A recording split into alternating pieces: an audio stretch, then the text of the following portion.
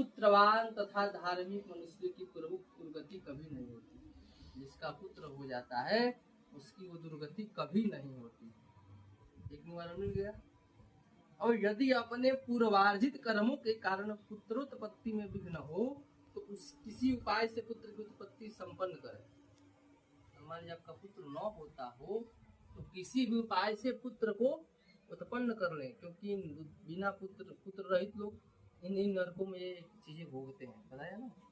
तो कैसे भाई? तो एक हरिवंश पुराण की कथा सुनते हैं वो जिनका पुत्र नहीं होता होगा उनका मार्कंडेय जी ले जाकर हरिवंश पुराण की कथा सुनाई जाती है। वही हरिवंश पुराण की बात कर रहे हैं।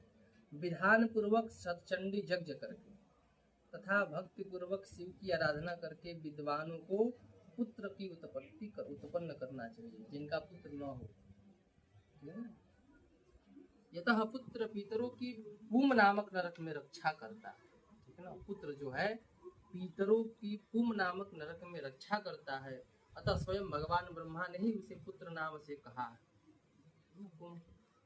एक धर्मात्मा पुत्र संपूर्ण कुल को तार देता है। जो धर्मात्मा होता है वो संपूर्ण कुल को ही तार देता है, लेकिन पुत्र के द्वारा व्यक्ति लोगों को जीत लेता है, पुत्र के ही द्वारा। ऐसी सनातनी श्रुति है, ऐसा वेदों में कहा गया।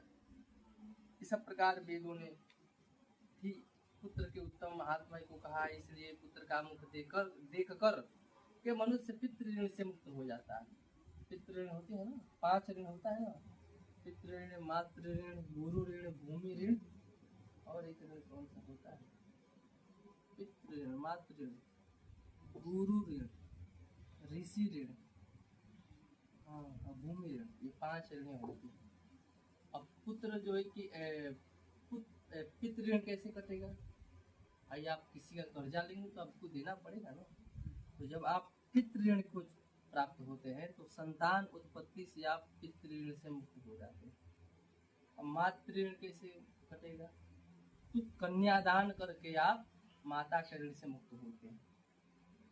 अब देव ऋण कैसे हो? हाँ, गुरु ऋण कैसे कटेगा? तो शिक्षा का दान करेंगे, गुरु का भी ऋण होता है, तो वो कैसे होगा? तो शिक्षा का दान करके, मतलब किसी को सद्मार्ग बता करके।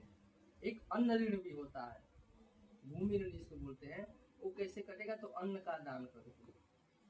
और ऋषि तर्पण से। ये 5 ऋण बताए गए। तो वही कह रहे हैं कि औरस पुत्र के द्वारा किए गए नहीं, मनुष्य पितृ ऋण से मुक्त हो जाता है। पौत्र का स्पर्श करके मनुष्य तीनों यानी